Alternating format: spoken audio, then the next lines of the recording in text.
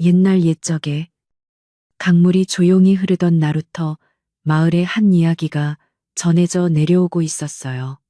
그 마을은 산으로 둘러싸여 있고 강을 끼고 있어 안개가 자주 끼는 조용하지만 조금은 쓸쓸한 곳이었지요. 가을이 깊어질 대로 깊어져 뜬구름마저 스산한 바람에 밀려 흩어지는 늦가을 무렵이었습니다. 마을 사람들은 저마다 겨울을 나기 위해 지프로 이형을 엮고 말려둔 시래기를 헛간에 매달며 분주했지만 유독 한 집만은 그 분주함에서 비켜나 있었습니다. 마을에서도 가장 오래된 터에 자리 잡은 한때는 이 고을에서 가장 큰 부잣집이었다는 바람드는 집이 그곳이었습니다. 이름 그대로였어요. 융성했던 시절의 흔적인 높은 소슬대문은 한쪽으로 기울어져 있었고 정성껏 쌓아 올렸을 토담은 곳곳이 허물어져 황토 속살을 드러내고 있었지요. 사람들은 그 집 앞을 지날 때면 쯧쯧 저러다 올겨울은 넘기겠나 하고 혀를 차곤 했지만 선뜻 안을 들여다볼 용기를 내는 이는 없었습니다. 그 낡고 스산한 집을 지키고 있는 사람은 젊은 아낙 민서였습니다. 민서는 몇 해 전 이 집에 시집왔지만 혼례의 기쁨이 채가 시기도 전에 남편을 병으로 잃고 말았지요. 사람들은 젊고 아리따운 민서가 곧장 개가할 것이라 수군거렸습니다. 하지만 민서는 쇠약해진 시어머니를 홀로 둘 수 없다며 텅 빈 대갓집을 묵묵히 지키고 있었습니다. 그녀의 고운 얼굴에는 나이답지 않은 그늘이 드리워져 있었어요. 차가운 늦가을 바람이 문풍지를 흔드는 저녁이었습니다. 민서는 낡은 솜저고리를 덧대어 꿰매고 있었어요. 시어머니, 김씨 부인이 입을 옷이었지요.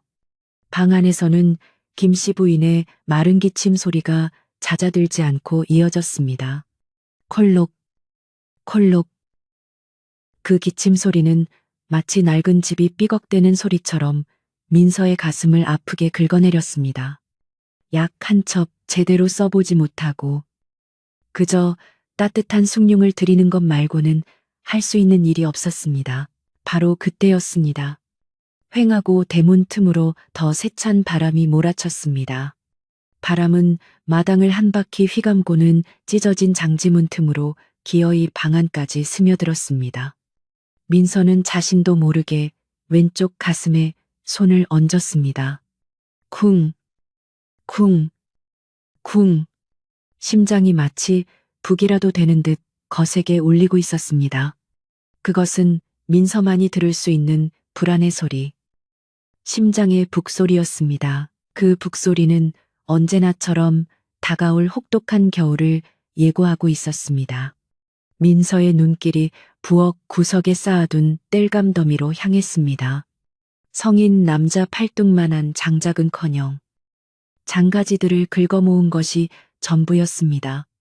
저것으로는 사나흘도 버티기 힘들 터였습니다.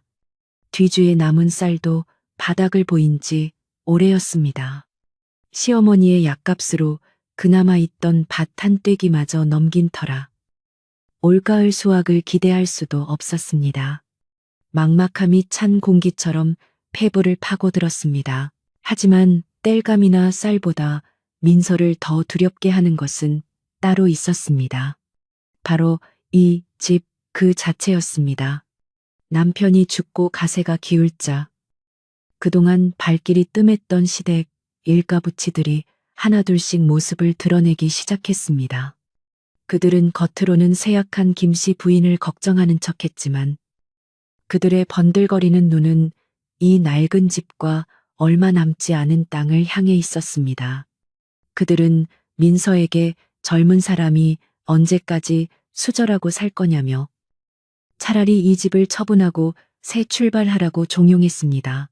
민서에게 새 출발은 낯선 단어였습니다. 그녀에게는 이 집이 남편과의 마지막 인연의 끈이었습니다. 남편은 숨을 거두는 순간까지 이 집을 그리고 늙은 노모를 부탁한다고 했습니다. 민서는 그 약속을 지키는 것이 자신의 도리이자 운명이라 여겼습니다.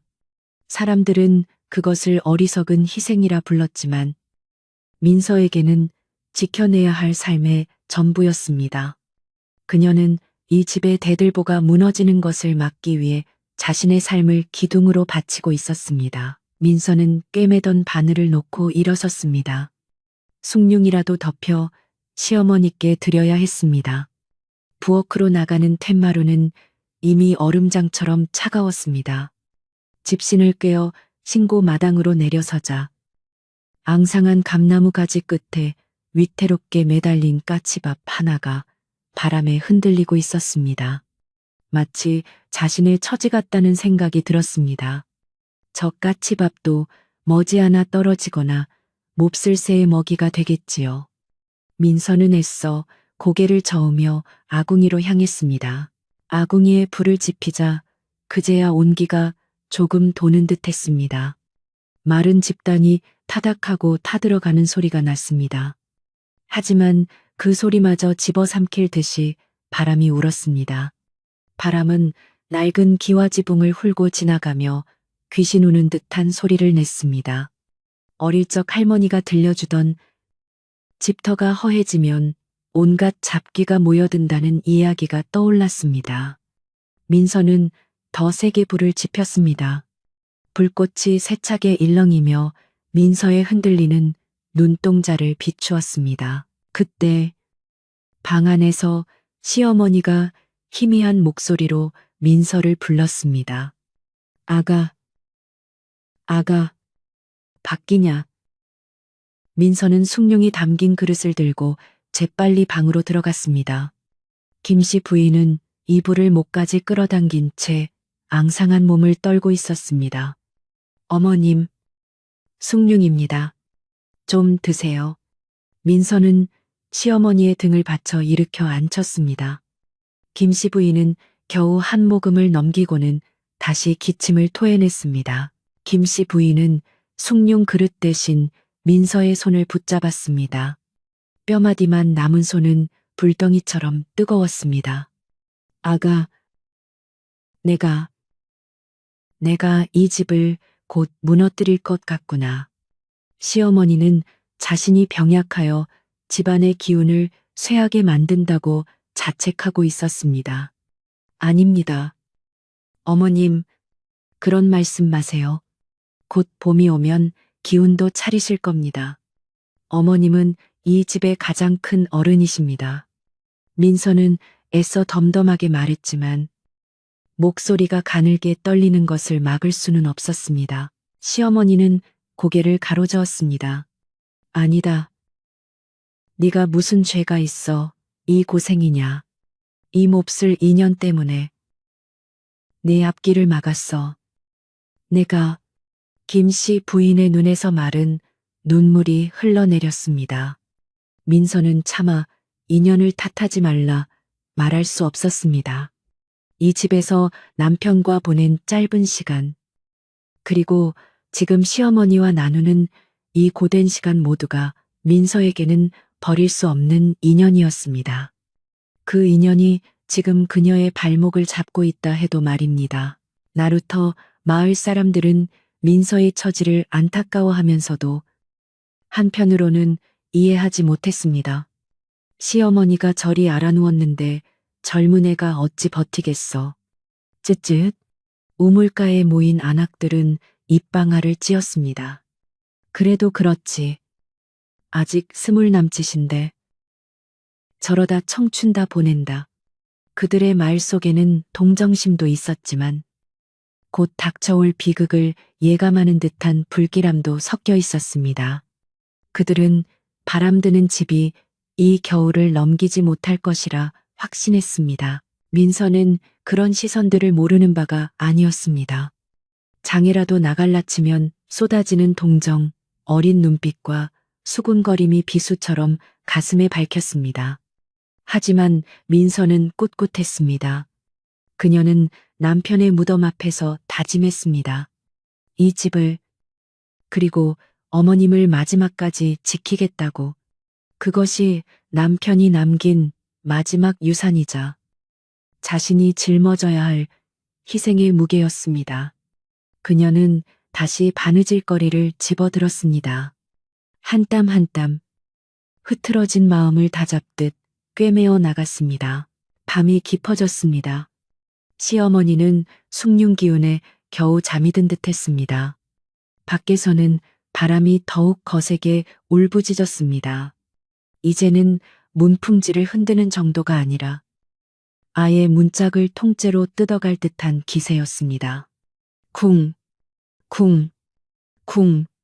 민서의 심장 북소리가 다시 커지기 시작했습니다. 이번에는 단순한 불안이 아니었습니다. 그것은 구체적인 공포였습니다. 민서는 며칠 전 읍내에서 마주친 시삼촌의 얼굴을 떠올렸습니다. 그는 노름빚에 쪼들려 집안의 재산을 탐내는 자였습니다. 그는 민서를 보자마자 아직도 그 집에 붙어 있느냐며 형수가 돌아가시면 어차피 네가 지킬 명분도 없는 집이다. 미리 정리하는 게 어떠냐고 협박하듯 말했습니다. 그의 탐욕스러운 눈빛이 잊히지 않았습니다.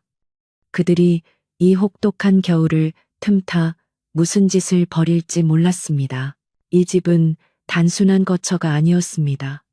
이 집은 남편의 아버지, 그 아버지의 아버지가 대대로 살아온 역사의 증거였습니다. 비록 지금은 기울고 틈이 벌어졌지만 저 대들보에는 조상들의 숨결이, 이 마당에는 남편의 어린 시절이 깃들어 있었습니다.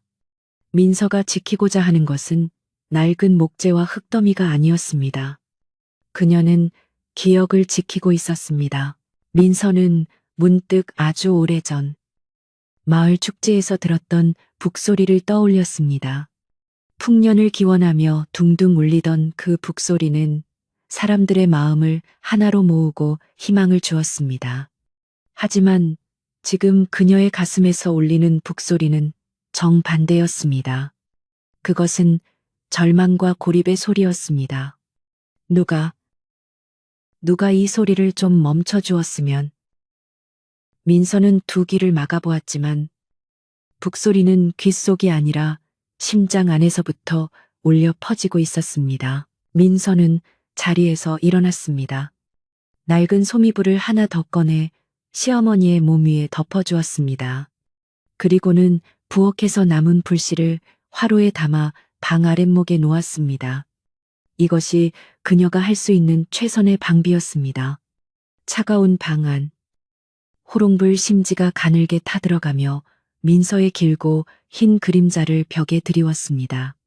그 그림자는 마치 집의 운명처럼 위태롭게 흔들리고 있었습니다. 밤은 유난히 길었습니다. 나루터 마을은 강가에 있어 밤이 되면 안개가 자욱하게 끼곤 했습니다. 그 안개가 오늘은 유독 바람드는 집의 마당을 가득 채운 듯 했습니다. 민서는 잠을 이룰 수 없었습니다. 눈을 감으면 시삼촌의 얼굴이, 눈을 뜨면 휑한 방구석이 그녀를 짓눌렀습니다. 그녀는 뜬 눈으로 밤을 지새우며 혹시라도 밖에서 부서지는 소리나 낯선 발소리가 들릴까봐 귀를 기울였습니다. 그렇게 뜬 눈으로 밤을 보낸 민서는 동이 트기도 전에 일어나 찬물에 세수를 했습니다. 얼음장 같은 물이 정신을 번쩍 들게 했습니다.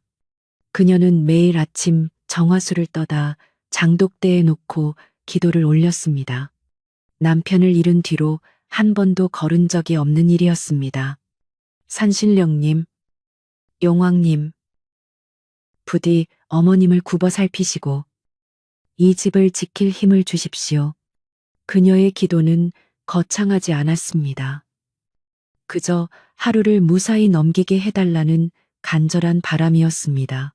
기도를 마친 민서는 마당을 쓸기 시작했습니다. 밤새 바람이 흩뿌려 놓은 마른 잎들이 가득했습니다. 비질을 하는 민서의 모습은 묵묵히 제 할 일을 하는 수도승 같았습니다. 사람들은 그녀의 희생을 말했지만 민서는 그것이 희생이라고 생각하지 않았습니다. 그것은 그저 삶이었습니다. 남편을 만난 인연, 시어머니를 모시는 인연, 그리고 이 집을 지키는 인연. 그 모든 인연이 모여 지금의 민서를 이루고 있었습니다. 마당을 다 쓸고 부엌으로 들어가려는데 휑한 바람이 대문 틈을 비집고 들어와 민서의 귓가를 스쳤습니다.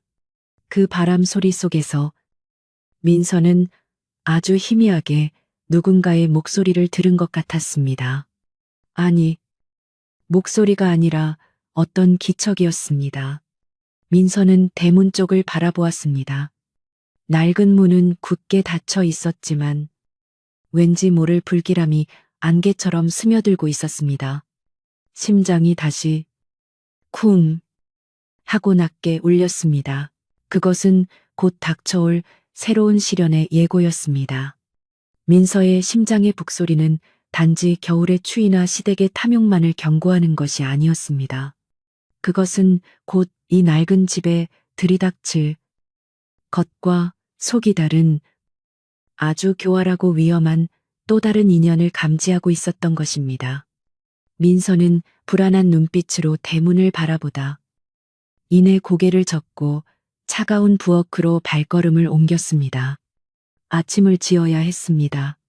살아있는 한 삶은 계속되어야 하니까요. 아침 안개가 걷히고 해가 솟았지만 그 햇살조차 낡은 집의 마당을 다 데우지는 못했습니다. 민서는 밥상을 차려 시어머니 방으로 들어갔습니다. 김씨 부인은 간밤에 잠을 설쳤는지 안색이 더욱 창백했습니다. 어머님, 진지 드세요. 민서의 목소리만이 텅 빈 집안을 울렸습니다. 이 넓은 집에 단 두 사람, 쇠약한 노인과 힘없는 젊은 아낙, 그들을 지켜줄 울타리는 바람에 부서지고 있었습니다. 민서는 밥 한 술을 뜨는 둥 마는 둥 하고 다시 마당으로 나왔습니다. 어제 꿰매던 시어머니의 솜저고리를 마저 완성해야 했습니다. 볕이 그나마 드는 툇마루에 앉아 바느질을 시작했습니다. 쿵, 쿵, 쿵.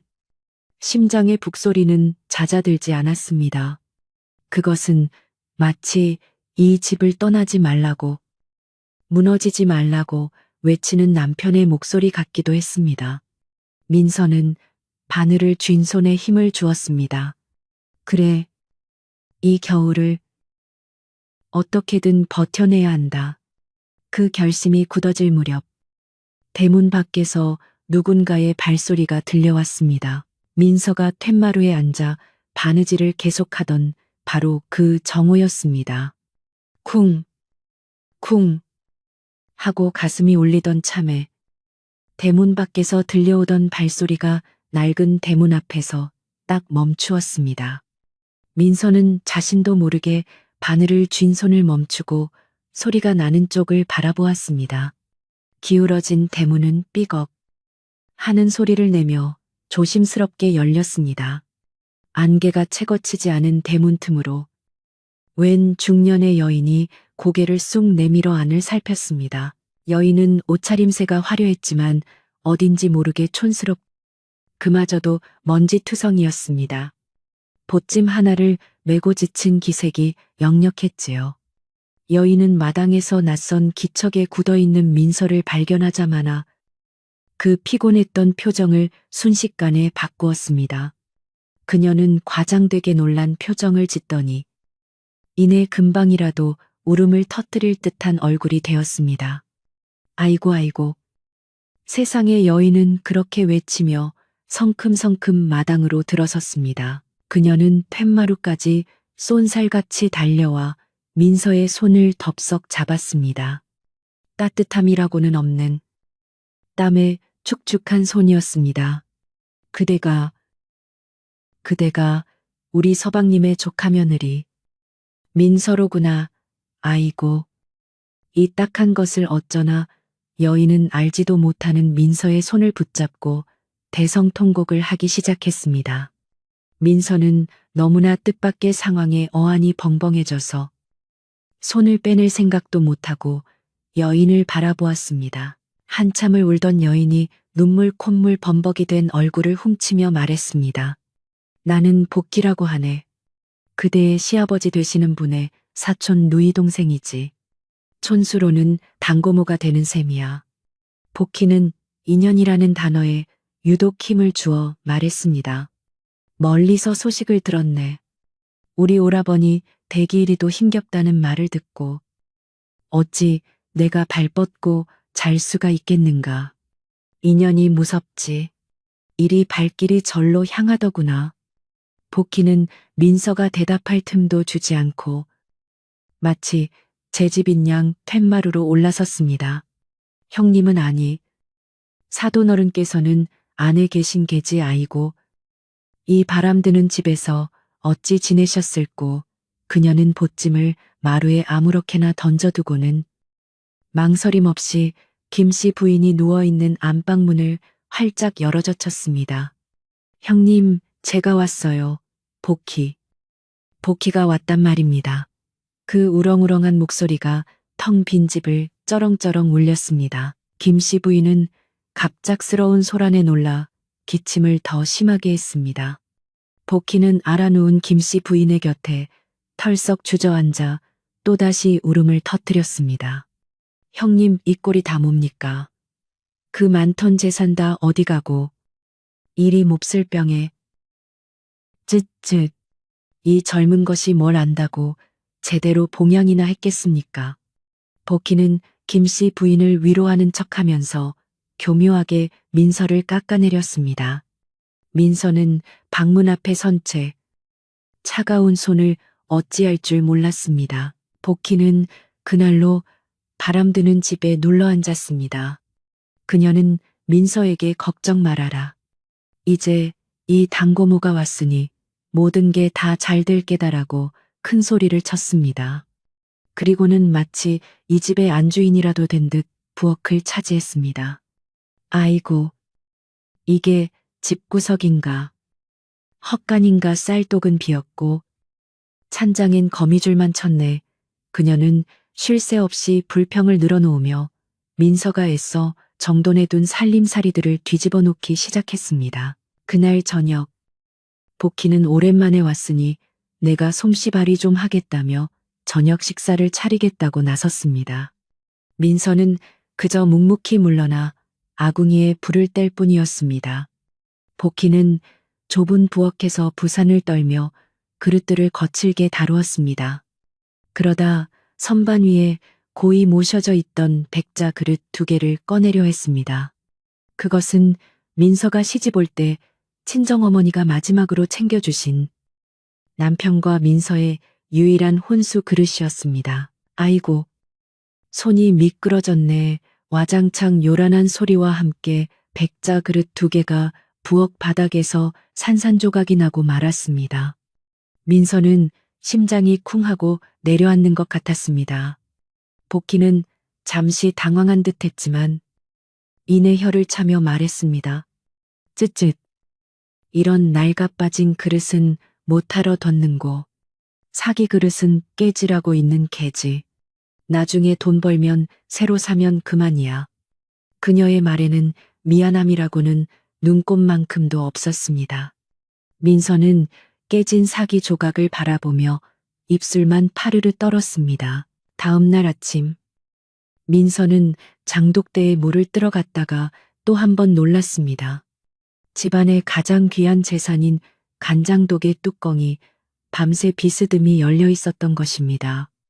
어젯밤 복희가 간장 맛 좀 보자며 장독대를 뒤적거리던 것이 떠올랐습니다. 밤사이 찬이슬이 들어가 간장 윗부분에는 하얀 곰팡이가 피어 있었습니다. 어머나, 내가 깜빡했나 보네. 이리 귀한 걸. 복희는 말꼬리를 흐렸지만 그 눈에는 웃음기가 스쳐 지나가는 듯 했습니다. 복희의 실수는 거기서 그치지 않았습니다. 그녀는 틈만 나면 마당을 서성거렸습니다. 손을 뒷짐진 채 헛간에서부터 안채까지 보폭으로 거리를 재기도 하고 기울어진 담장을 유심히 살펴보기도 했습니다. 이 집터가 참 좋은 터인데 집이 이 모양이니 기운이 다 새어나가지. 그녀는 혼잣말처럼 중얼거렸지만 그 소리는 민서의 귀에 똑똑히 들렸습니다. 그녀는 집을 돌보는 것이 아니라 집의 가치를 측정하고 있었습니다. 며칠이 지나자 복희는 본색을 드러내기 시작했습니다. 그녀는 아침 일찍 우물가로 향했습니다. 나루터 마을의 우물가는 온갖 소문이 시작되고 끝나는 곳이었습니다. 복희는 물을 기르러 온 안악들 틈에 끼어 또다시 눈물을 훔치며 한탄을 시작했습니다. 아이고, 내 팔자야. 그저 인연이 무서워 족하네 집을 도우러 왔건만 일이 이만저만이 아니네요. 안악들이 무슨 일이냐고 묻자 복희는 기다렸다는 듯이 목소리를 낮췄습니다. 말도 마세요. 그 젊은 아씨가 민서 말이에요. 너무 딱해서 내가 거두어 주러 왔지요. 그런데 어찌나 고집이 센지 그녀는 민서가 씀씀이를 헤프게 하고 집안 어른의 말을 듣지 않으며 시어머니를 제대로 봉양하지 않는다고 떠들어댔습니다. 내가 이 집 팔고 더 좋은 곳으로 모시자고 해도 글쎄 저 집을 꼭 쥐고 안 놓는 게 무슨 꿍꿍이가 있는 건 아닌지. 그 말은 독처럼 번져나갔습니다. 어머나, 그랬대 우린 그저 착한 줄로만 알았는데. 하긴 젊은 과부가 그 큰 집을 지키고 있는 게 이상하긴 했지. 시어머니 죽기만 기다리는 거 아니야. 집 차지하려고 민서의 희생은 하루아침에 탐욕으로 둔갑했습니다. 사람들의 동정, 어린 시선은 의심의 눈초리로 바뀌었습니다. 민서는 영문도 모른 채 마을 사람들의 깊이 대상이 되었습니다. 민서는 이 모든 변화를 피부로 느꼈습니다. 하지만 누구에게 하소연할 수도 없었습니다. 복희는 집에서는 민서에게 살갑게 굴며 시어머니 앞에서 점수를 땄고 밖에서는 민서를 음해했습니다. 민서의 심장 북소리는 이제 밤낮을 가리지 않고 울렸습니다. 그것은 불안을 넘어 분노와 억울함으로 변해가고 있었습니다. 하지만 섣불리 행동할 수 없었습니다. 복희는 어쨌든 시아버지의 사촌, 집안의 어른이었습니다. 그러던 어느 날 쌀이 완전히 떨어지고 말았습니다. 복희가 온 뒤로 입이 하나 늘어 쌀은 더 빨리 줄었습니다. 민서는 시어머니 몰래 숨겨두었던 남편이 쓰던 낡은 겨루를 꺼내 품에 안았습니다. 그것이라도 팔아 쌀을 구해야 했습니다. 하지만 읍내로 나갈 차비조차 없었습니다. 민서는 결국 마지막 남은 잡곡 한 줌을 들고 마을 어귀의 작은 쌀가게로 향했습니다. 그 쌀가게는 수십 년간 그 자리를 지켜온 한 할머니가 운영하고 있었습니다. 할머니는 민서의 시아버지와도 막역한 사이였고 민서의 사정을 누구보다 잘 아는 사람이었습니다. 민서는 고개를 숙인 채 잡곡이 든 자루를 내밀었습니다. 할머니, 이거라도 쌀 한 줌만. 민서의 목소리는 기어들어 갔습니다. 쌀가게 할머니는 말없이 잡곡 자루를 받았습니다. 그리고는 민서의 창백한 얼굴을 한참 동안 빤히 바라보았습니다. 할머니는 쌀푸대를 여는 대신 민서의 손을 덥석 잡았습니다. 주름지고 거친 손이었지만 복희의 손과는 비교할 수 없이 따뜻했습니다. 아가, 바람드는 집에 손님이 들었다고 들었다. 할머니의 목소리는 낮고 힘이 있었습니다. 민서는 그저 고개를 끄덕였습니다. 할머니는 헛기침을 한번 하더니 말했습니다. 오늘 아침에도 우물가에서 그 손님의 북소리를 들었지. 어찌나 요란하던지. 하지만 이상하게도 속이 텅 빈 소리더구나. 할머니는 민서의 자루에 담긴 잡곡보다 훨씬 많은 양의 쌀을 퍼서 새 자루에 담았습니다. 민서가 놀라 손사래를 치려 했지만 할머니는 민서의 손을 꾹 눌렀습니다. 민서야, 내 말 잘 듣거라. 할머니의 눈이 형형하게 빛났습니다. 옛말에 거칠의 북소리가 속마음 북소리를 이기게 해선 안 되는 법이야 라고 했다. 할머니는 쌀자루를 민서의 손에 쥐어 주었습니다. 어떤 북소리는 사람을 모으고 흥을 돋우지만 어떤 북소리는 그저 시끄럽게 울어대며 멀쩡한 것도 깨부수기 위해 울리는 법이지. 할머니는 민서의 등을 가볍게 두드려 주었습니다. 내 가슴에서도 북소리가 들릴 게다. 그 소리가 진짜 백이다. 어떤 것이 사람을 살리는 소리고 어떤 것이 사람을 죽이는 소린지 네가 정신 똑바로 차리고 가려들어야 한다. 민서는 할머니의 말을 다 이해할 수는 없었지만 뜨끔한 기분이 들었습니다. 자신의 심장의 북소리가 단지 두려움의 소리가 아닐 수도 있겠다는 생각이 처음으로 들었습니다. 무거운 쌀자루를 들고 집으로 돌아오는 길. 민서의 발걸음은 이상하게도 가벼웠습니다.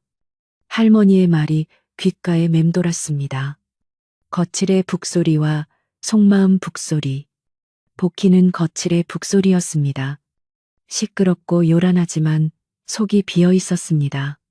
그렇다면 자신의 심장 북소리는 그것은 이 집을, 이 인연을 지키고 싶은 속마음 북소리였습니다. 집에 거의 다다랐을 때 민서는 불길한 기운을 느꼈습니다. 바람드는 집의 대문이 활짝 열려 있었습니다. 그리고 마당에는 낯선 남자의 목소리가 들려왔습니다.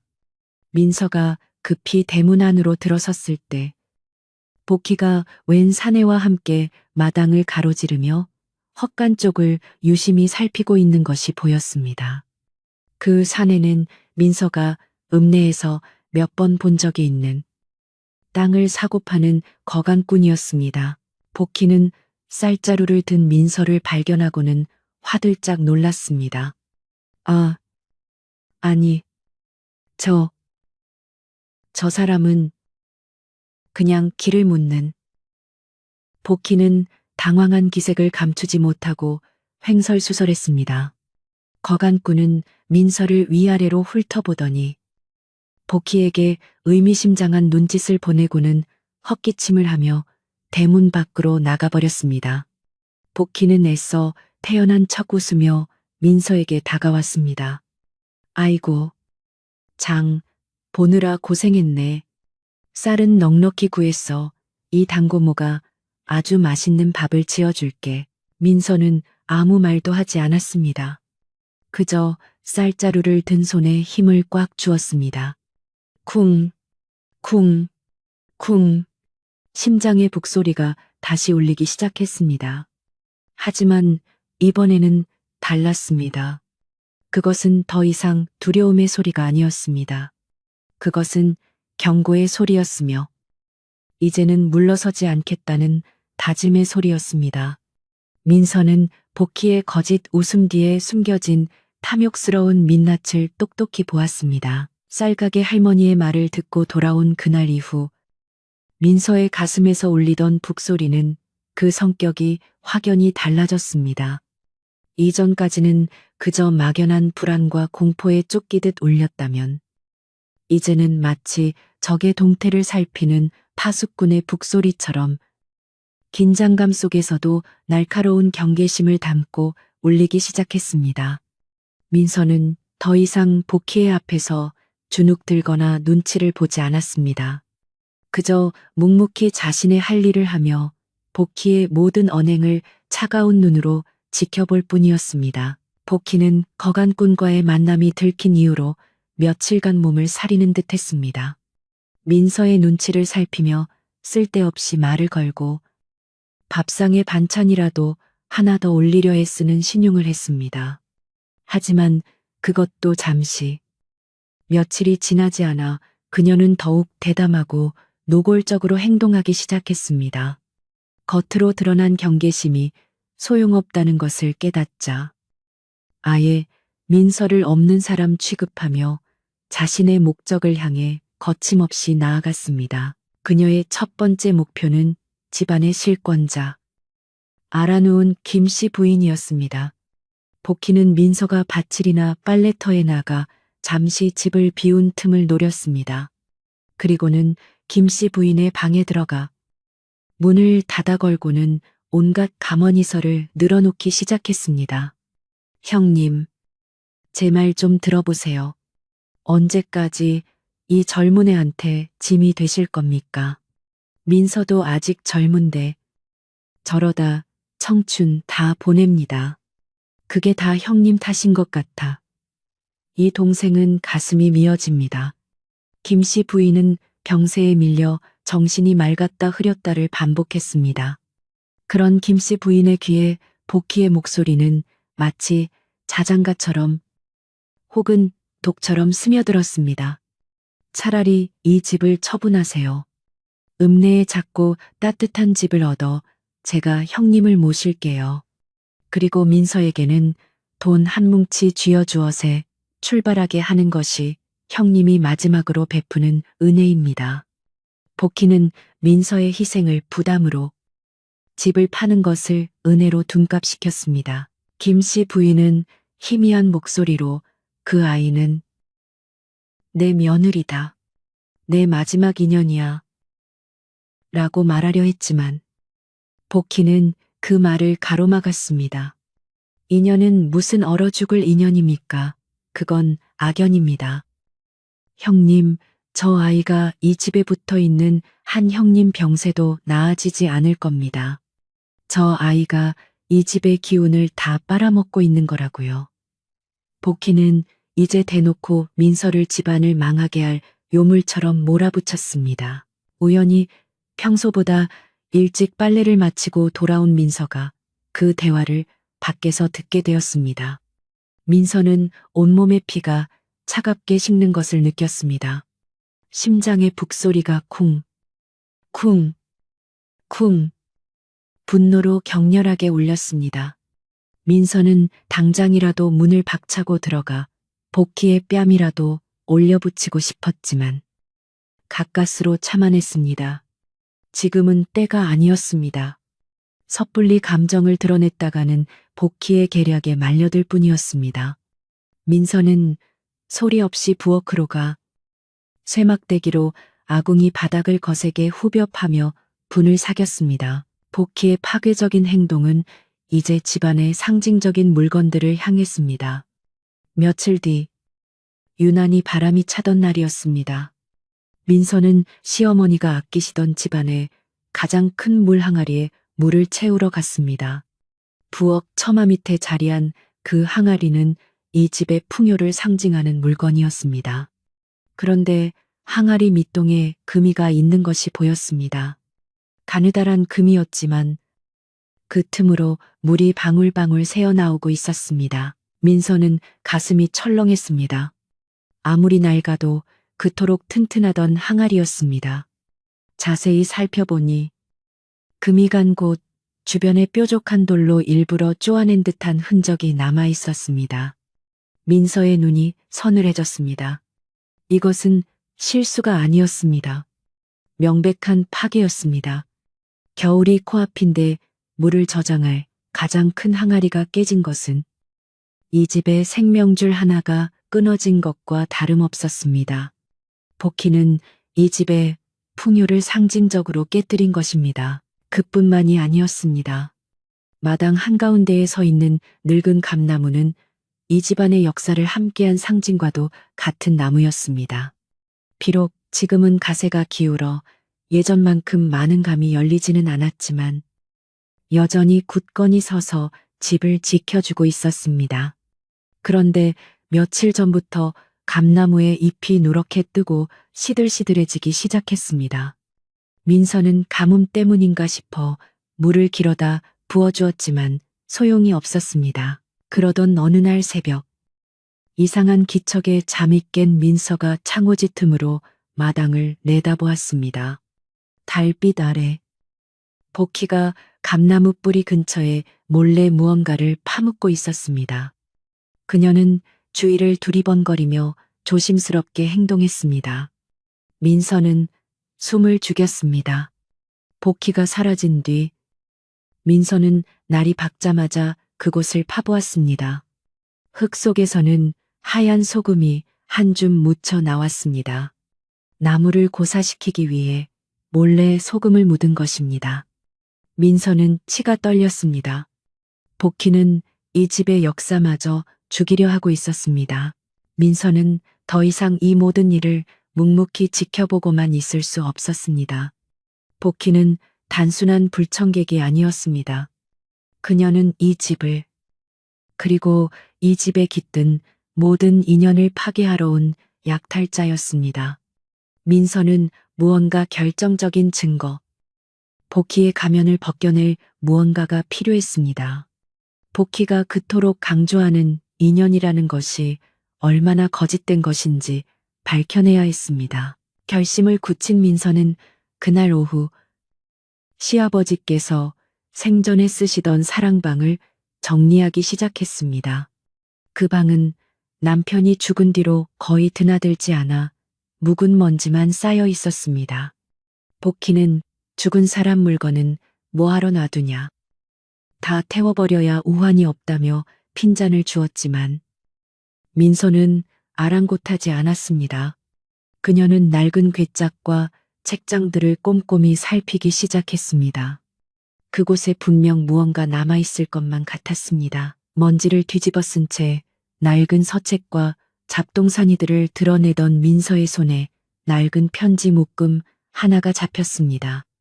붉은 실로 정성껏 묶여있는 빛바랜 한지 뭉치였습니다.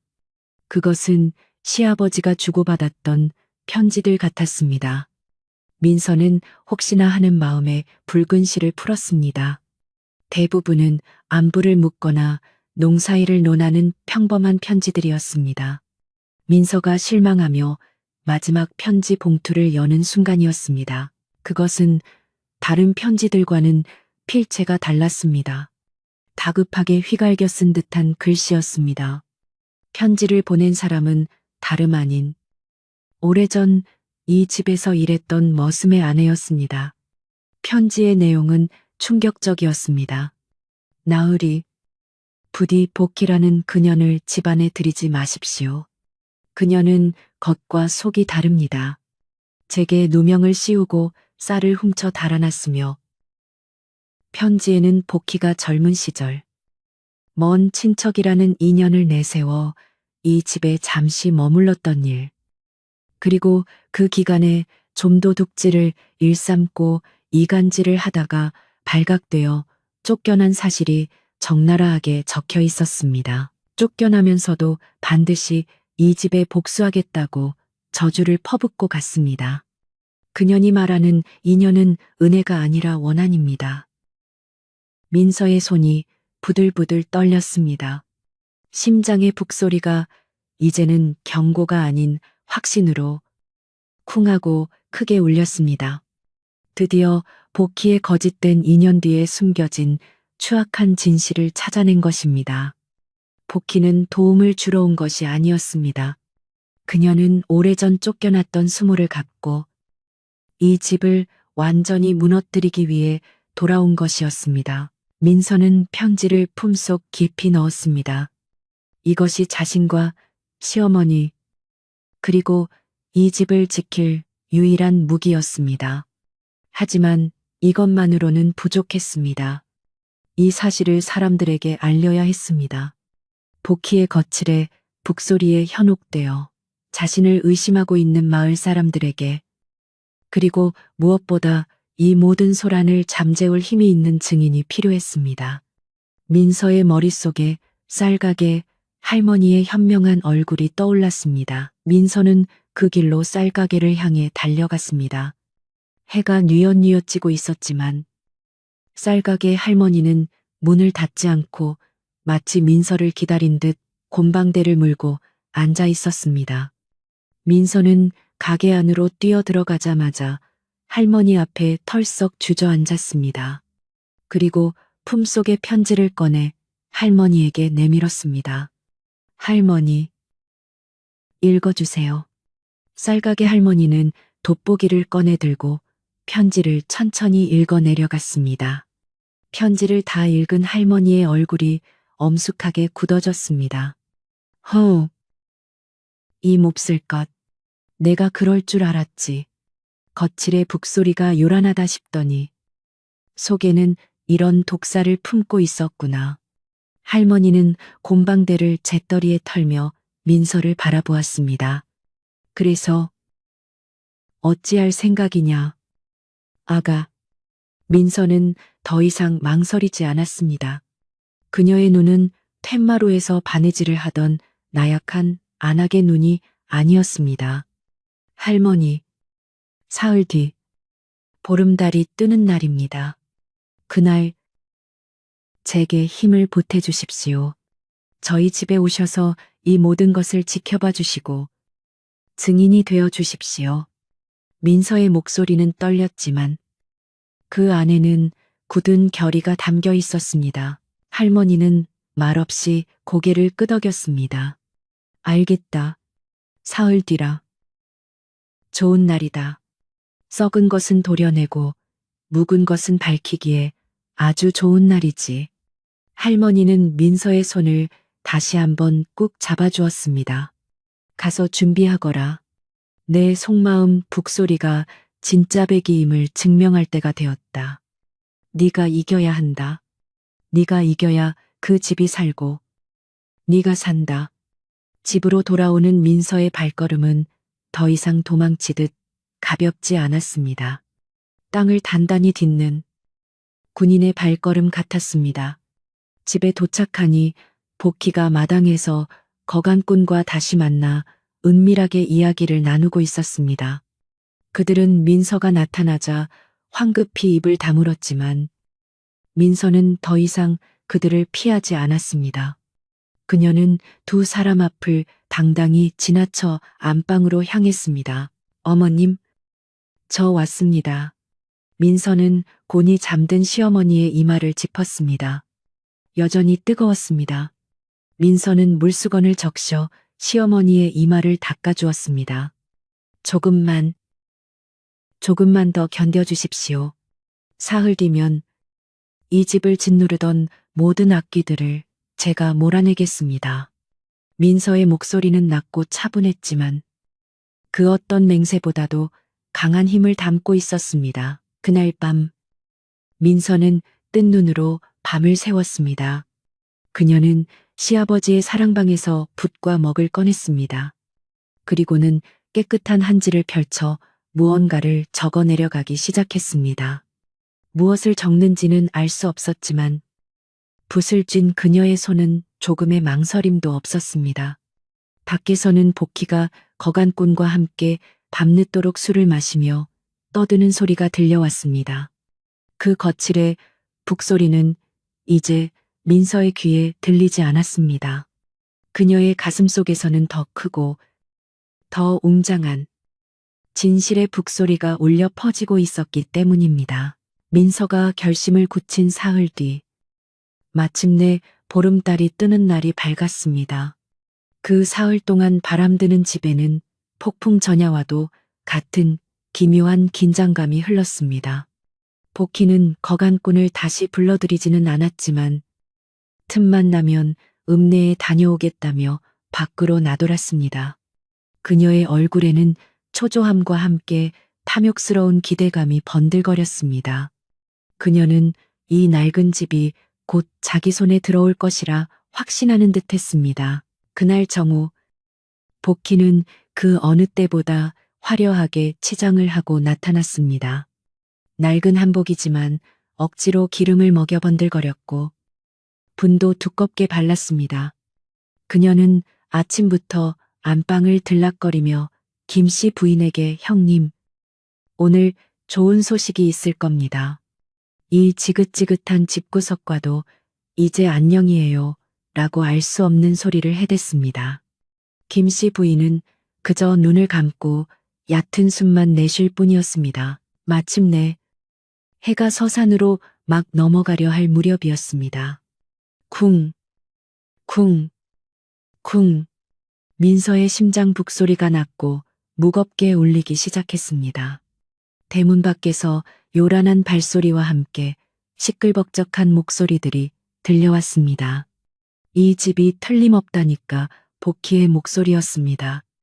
이윽고 낡은 대문이 거칠게 열리고 복희가 선두에 서서 무리들을 이끌고 마당으로 들어섰습니다. 그녀의 뒤에는 며칠 전 보았던 그 거간꾼이 서류 뭉치를 들고 섰고 노름빚에 쪼들린다는 시삼촌을 비롯한 탐욕스러운 일가부치 서너 명이 탐탁지 않은 눈으로 집안을 훑으며 따라붙었습니다. 그들은 마치 빚을 받으러 온 채권자들이나 이미 승리한 개선 장군처럼 거침이 없었습니다. 민서는 툇마루에 묵묵히 서서 그들을 맞이했습니다. 시삼촌이 마당을 가로질러 오며 헛기침을 했습니다. 조카며느리, 아직도 있었는가? 우리가 오늘 이 집의 명운을 결정지으러 왔네. 그는 거간꾼을 향해 턱짓을 했습니다. 거간꾼은 기다렸다는 듯 앞으로 나서며 서류를 펼쳤습니다. 보시다시피 이 집과 토지를 매매하는 문서입니다. 여기 김씨 부인께서 동의만 하시면 됩니다. 헐값은 아닐 터이니 젊은 분도 앞길을 생각해서 복희가 거간꾼의 말을 가로챘습니다. 뭘 그리 길게 설명해. 형님은 이미 다 동의하셨어. 민서, 네가 억지로 맡고 있었던 개지. 그녀는 민서를 밀치듯 툇마루로 올라서며 소리쳤습니다. 형님, 저희 왔어요. 이제 이 고생 끝내고 읍내로 가시지요. 복희는 승리를 확신하며 안방문을 활짝 열어젖혔습니다. 그리고는 그 자리에 얼어붙고 말았습니다. 안방은 텅 비어 있거나 병든 노인이 누워 있을 것이라 생각했던 복희의 예상과는 완전히 달랐습니다. 방 안에는 김씨 부인이 며칠 전과는 비교할 수 없을 만큼 단정하게 옷을 갖춰 입고 똑바로 허리를 편 채 앉아 있었습니다. 그녀의 눈은 병색에도 불구하고 서늘하고 맑게 빛나고 있었습니다. 그리고 김씨 부인의 곁에는 쌀가게 할머니가 민서가 미리 가져다 놓은 가장 좋은 방석에 꼿꼿이 앉아 이쪽을 지켜보고 있었습니다. 복희의 얼굴에서 화색이 순식간에 사라지고 당황한 기색이 역력했습니다. 형님, 이 할멈은 웬일이시오? 뒤따라 들어오던 시삼촌과 거간꾼도 예상치 못한 광경에 문 앞에서 멈칫했습니다. 방 안의 공기는 차갑고 팽팽하게 당겨졌습니다. 거칠에 북소리가 요란했던 복희의 기세가 한순간에 꺾인 것입니다. 바로 그때 굳은 표정의 민서가 방 안으로 들어서며 복희와 일가부치들의 퇴로를 막듯 문 앞에 섰습니다. 민서는 그 어떤 때보다 차분하고 강한 목소리로 입을 열었습니다. 당고모님, 그토록 서두르시던 일이 바로 이것이었습니까? 민서의 목소리는 더 이상 나약한 안악의 것이 아니었습니다. 그 손에 든 종이로 무엇을 하시려 했습니까? 이 집에 인연을 끊어내시려 했습니까? 복희는 당황스러움이 분노로 바뀌는 듯 했습니다. 내 인연 네가 감히 어른들 일에 네가 우리 형님을 홀려서 이 늙은이까지 끌어들인 게로구나. 여봐요. 다들 저 요물이 시어미를 홀리고 집안을 통째로 삼키려 한다니까요. 복희는 일가부치들을 향해 소리치며 마지막 발악을 했습니다. 시삼촌도 맞다. 젊은 과부가 이 집에 붙어있는 속셈이 뻔하지라며 거들었습니다. 그때 민서가 품속에서 붉은 실로 묶인 편지 뭉치를 꺼내 들었습니다. 인연이라고 하셨지요. 민서는 편지 뭉치를 들어보였습니다. 제가 시아버님의 유품을 정리하다 발견한 인연의 증거입니다. 당신께서 그토록 말씀하시던 이 집과의 아주 깊은 인연 말입니다. 민서는 복희의 얼굴이 하얗게 질리는 것을 똑똑히 보며 붉은 실을 풀었습니다. 민서는 그중 가장 낡은 편지 한 장을 펼쳐들고 방 안에 모든 사람이 들을 수 있도록 또박또박 읽어 내려가기 시작했습니다. 복희라는 그년을 집안에 들이지 마십시오. 그녀는 겉과 속이 다릅니다. 쌀을 훔쳐 달아났으며 쫓겨나면서도 반드시 이 집에 복수하겠다고 저주를 퍼붓고 갔습니다. 그년이 말하는 인연은 은혜가 아니라 원한입니다. 방 안에 정적이 흘렀습니다. 복희는 입술을 파르르 떨며 거짓말, 그건 모함이야 라고 소리쳤지만 목소리는 힘없이 갈라졌습니다. 시삼촌과 일가부치들도 술렁거리기 시작했습니다. 그들의 탐욕스러운 눈빛이 의심과 경멸의 눈빛으로 바뀌어 복희를 향했습니다. 거간꾼은 슬그머니 서류를 접어 품에 넣으며 뒷걸음질 쳤습니다. 그때까지 조용히 곤방대만 물고 있던 쌀가게 할머니가 입을 열었습니다. 모함이라. 허, 이 늙은이의 눈이 아직 어둡지 않다면 내 똑똑히 기억하는 얼굴이 있는데. 할머니는 복희를 지그시 바라보았습니다. 네가 20살 남짓 되었을 때였지. 장터에서 쌀이며 비단이며 훔치다가 발각되었을 때. 이 집 나으리 민서의 시아버지가 아니었다면 넌 관아에 끌려가 곤장을 맞았을 게다. 그 어른이 내 빚을 다 갚아주고 다시는 이 마을에 발붙이지 말라며 쫓아냈었지. 내가 그 증인이다. 쌀가게 할머니의 말은 쐐기였습니다. 일가부치들은 이제 대놓고 복희를 향해 이런 몹쓸 우리가 이런 년의 말에 놀아났구나 하며 혀를 찼습니다.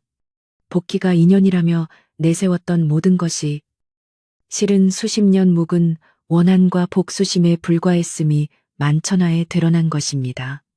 그들이 탐내던 집은 애초에 복희에게는 원한의 대상일 뿐이었습니다. 시삼촌은 창피함에 얼굴이 붉어져 헛기침을 했습니다.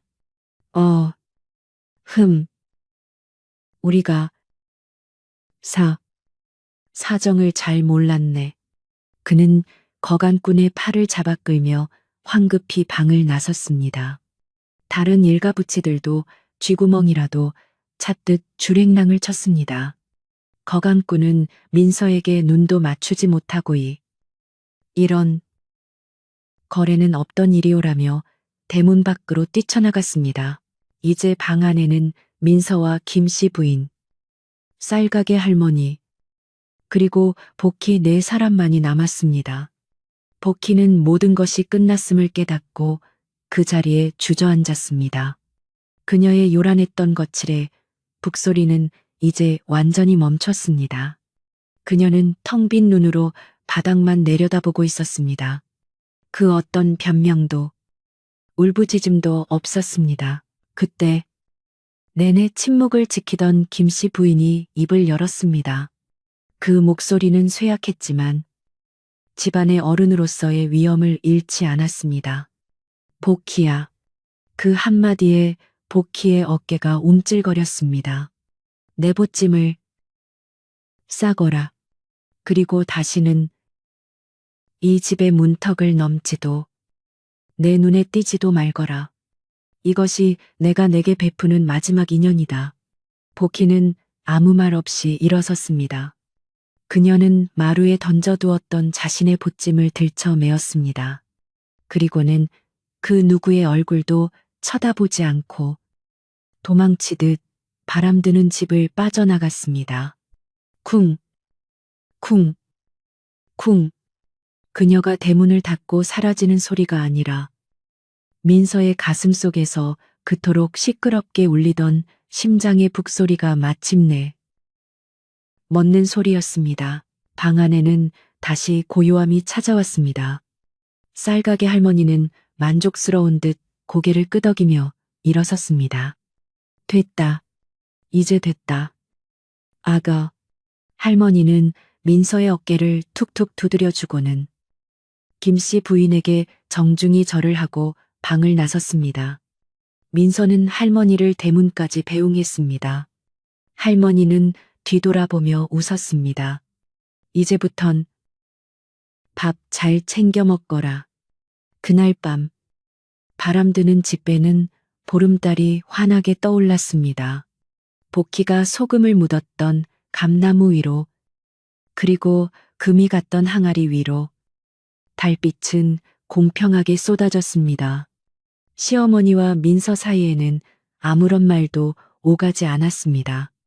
하지만 그 침묵은 이전의 불안한 침묵과는 달랐습니다. 그것은 모든 것을 견뎌내고 난 뒤에 평화로운 침묵이었습니다. 민서는 늦은 저녁을 준비하기 위해 부엌으로 향했습니다. 그녀는 복희가 온 뒤로 한 번도 열어보지 않았던 부엌 구석의 뒤줄을 열었습니다. 쌀가게 할머니가 준 쌀이 하얗게 빛나고 있었습니다. 그리고 그 옆에는 며칠 전 민서가 몰래 사다 둔 고구마 몇 개가 있었습니다.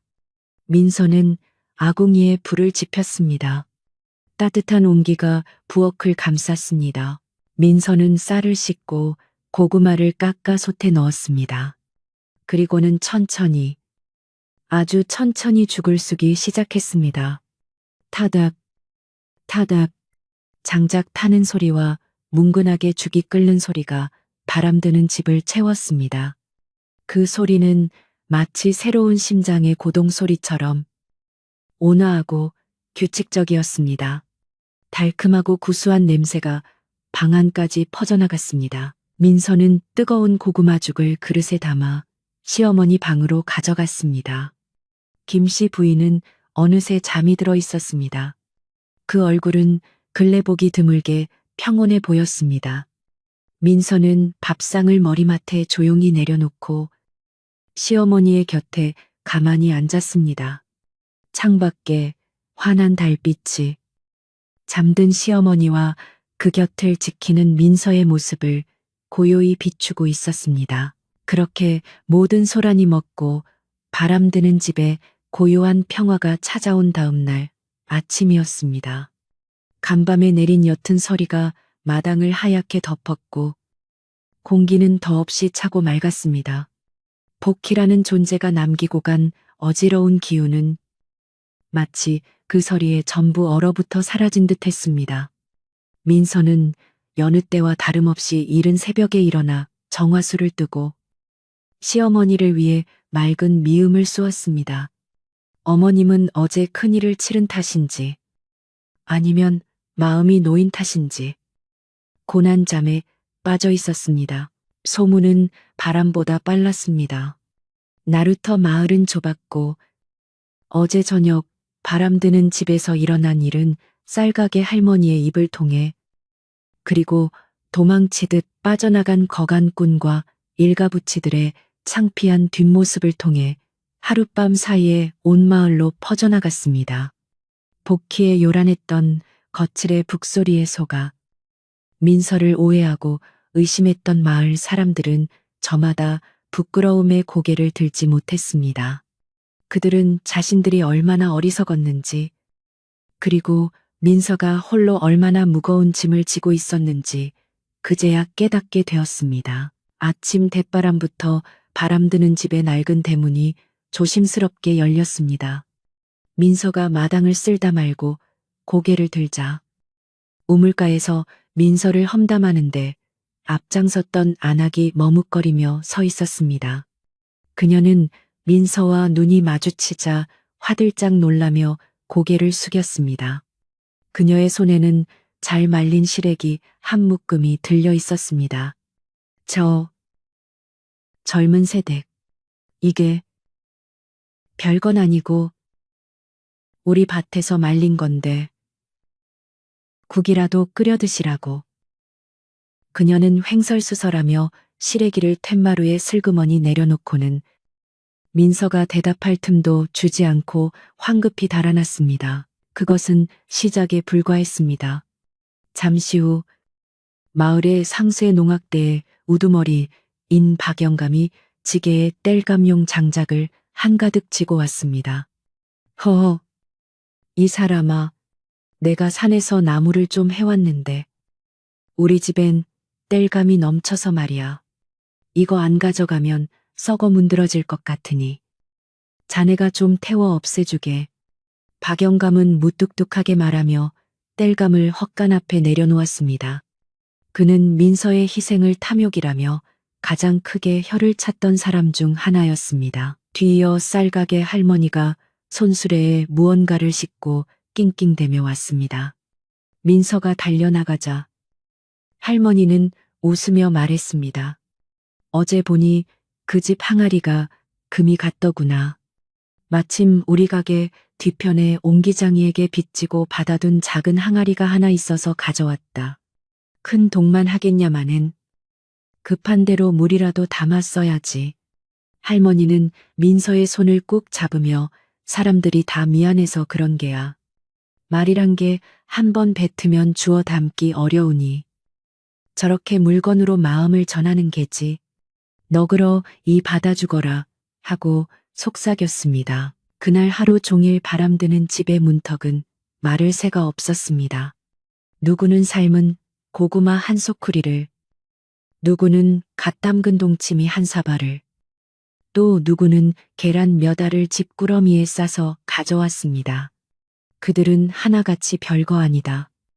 지나가는 길에 들렀다며 어색하게 변명했지만 그 눈에는 깊은 미안함과 존경심이 담겨 있었습니다. 민서는 그들의 사과 아닌 사과를 묵묵히 받았습니다. 그녀는 그저 깊이 고개를 숙여 감사를 표할 뿐이었습니다. 그들의 서툰 행동들이 복희가 남기고 간 상처와 의심을 조용히 그리고 단단하게 봉합하고 있었습니다. 마을 사람들의 발길이 뜸해진 늦은 오후. 시어머니 김씨 부인이 잠에서 깨어 민서를 불렀습니다. 아가, 이리 좀 오너라. 민서가 방으로 들어가자 김씨 부인은 며칠 전과는 달리 제법 또렷한 눈빛으로 민서를 바라보았습니다. 그녀는 앙상한 손으로 방 한 구석, 먼지가 뽀얗게 쌓인 작은 괴짝을 가리켰습니다. 저것을 이리 좀 가져오너라. 그리고 저기 벽에 걸린 열쇠 꾸러미도. 민서는 영문을 몰랐지만 시어머니가 시키는 대로 낡은 괴짝을 머리맡으로 가져왔습니다. 그리 크지 않았지만 이상하게도 묵직했습니다. 김씨 부인은 열쇠 꾸러미에서 가장 작고 오래된 황동 열쇠 하나를 골라 민서에게 건넸습니다. 열어보거라. 민서가 조심스럽게 열쇠를 꽂아 돌리자 철컥하는 무거운 소리와 함께 자물쇠가 열렸습니다. 괴짝의 뚜껑을 열자 오래된 비단과 묵은 조명 냄새가 훅 끼쳤습니다. 그 안에는 값비싼 패물이나 금부치가 들어있지 않았습니다. 대신 이 집의 역사가 담긴 낡은 집문서 한 묶음과 시아버지와 시어머니의 혼례 때 사용했을 법한 작은 족두리 하나, 그리고 이 집안의 족보가 전부였습니다. 실망스러운 내용물일 수도 있었지만 김씨 부인에게는 이것이 마지막 남은 전부였습니다. 김씨 부인은 괴짝에서 그 황동 열쇠를 다시 집어 민서의 손에 쥐어주었습니다. 차갑고 앙상한 손이 민서의 손을 힘주어 감쌌습니다. 아가. 시어머니의 목소리가 가늘게 떨렸습니다. 사람들은 네가 이 집에 묶인 악연이라 했고 나조차도 내게 몹쓸 인연을 지웠다 생각했다. 김씨 부인의 눈에서 눈물 한 방울이 흘러내렸습니다. 허나 이제 보니 내가 틀렸구나. 네가 이 집에 묶인 것이 아니라 네가 이 집을 붙들고 있었던 게야. 시어머니는 민서의 손을 더욱 세게 잡았습니다. 네가 바로 이 바람드는 집의 마지막 남은 진짜 인연이다. 그 말은 민서의 모든 희생을 인정하고 그녀를 이 집의 진정한 주인으로 받아들인다는 뜻이었습니다. 민서는 뜨거운 것이 목구멍으로 차오르는 것을 느끼며 시어머니의 손 위에 자신의 손을 포겠습니다. 그날 이후 바람드는 집에는 작은 변화들이 생기기 시작했습니다. 민서는 쌀가게 할머니가 준 작은 항아리에 정성껏 물을 채웠습니다. 그리고 금이 간 큰 항아리도 버리지 않았습니다. 강가에서 고운 흙을 이겨와 쌀가게 할머니에게 배운 대로 틈을 메웠습니다. 물을 가득 채울 수는 없었지만 빗물을 받아두거나 곡식을 담아두기에는 충분했습니다. 민서는 또한 마을 사람들이 가져다 준 땔감으로 부엌과 안방에 온기를 지폈습니다. 더 이상 바람 소리에 심장이 북처럼 울리지 않았습니다. 복희가 소금을 묻었던 감나무에도 매일같이 정성껏 물을 주었습니다.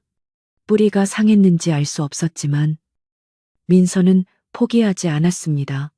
겨울을 잘 나면 봄에는 꼭 새순이 돋을 게다. 그녀는 나무를 어루만지며 속삭였습니다. 시간이 흘러 늦가을은 완전히 물러가고 나루터 마을에 혹독한 겨울이 찾아왔습니다. 강물이 얼어붙고 산바람은 칼날처럼 날카로워졌습니다. 하지만 바람드는 집은 더 이상 예전처럼 스산하지만은 않았습니다. 마을 사람들이 십시일반으로 거들어 기울어진 대문을 바로 세우고 찢어진 문풍지를 새로 발라주었습니다. 여전히 바람은 들었지만 그 바람 속에는 사람들의 따뜻한 온기가 함께 섞여 있었습니다. 어느 깊은 겨울밤, 한방눈이 펑펑 내리기 시작했습니다. 밤새 내린 눈은 온 세상을 하얗게 뒤덮었습니다. 바람드는 집의 마당도, 기울어진 담장도, 금이 간 항아리도, 앙상한 감나무 가지 위에도 하얀 눈이 소복이 쌓여 모든 흠집과 상처를 포근하게 덮어주었습니다. 세상의 모든 소리가 그 눈 속에 파묻힌 듯 마을은 더없이 고요하고 평화로웠습니다. 그날 밤 민서는 시어머니와 함께 안방 아랫목에 앉아 있었습니다. 방 한가운데 놓인 작은 화로에는 마을 사람들이 준 장작이 타닥 소리를 내며 붉은 숯불을 피우고 있었습니다. 민서는 그 숯불에 마을 사람들이 가져다 준 고구마를 묻어두었습니다. 곧 달고 구수한 냄새가 방 안을 가득 채웠습니다. 낡고 바람드는 집이었지만 그 순간만큼은 세상에서 가장 따뜻하고 아늑한 곳이었습니다. 김씨 부인은 어느새 민서의 어깨에 기댄 채 얕은 잠에 빠져 있었습니다. 그 얼굴은 근래 보기 드문 혈색이 돌았고 아주 편안해 보였습니다. 민서는 잠든 시어머니의 어깨에 소미불을 가만히 덮어주었습니다. 그리고는 창호지 문 너머로 달빛을 받아 은은하게 빛나는 하얀 눈밭을 바라보았습니다. 복희가 탐욕스럽게 재던 그 마당이 이제는 더없이 순결하고 아름다워 보였습니다. 민서는 자신도 모르게 가슴에 손을 얹었습니다. 한때는 자신을 그토록 괴롭히고 불안에 떨게 했던 심장의 북소리가 있던 자리였습니다. 이제 그곳은 텅 비어 있었습니다. 아니, 텅 빈 것이 아니었습니다. 요란한 북소리가 멈춘 그 자리에 아주 고요하고 잔잔하며 규칙적인 고동 소리만이 남아 있었습니다. 쿵, 쿵, 쿵. 그것은 평화의 소리였고 살아있음의 소리였습니다. 민서는 창밖에 눈을 바라보며 잠든 시어머니를 바라보며 그리고 화로 속의 따뜻한 불씨를 바라보았습니다. 지난 시간들이 꿈결처럼 스쳐 지나갔습니다.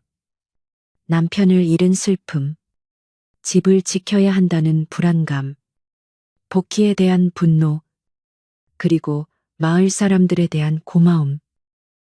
그 모든 감정이 하얀 눈처럼 녹아내려 마음속 깊은 곳으로 평화롭게 스며드는 듯 했습니다. 민서는 잠든 시어머니의 귓가에 혹은 자기 자신에게 들려주듯 아주 작은 목소리로 속삭였습니다.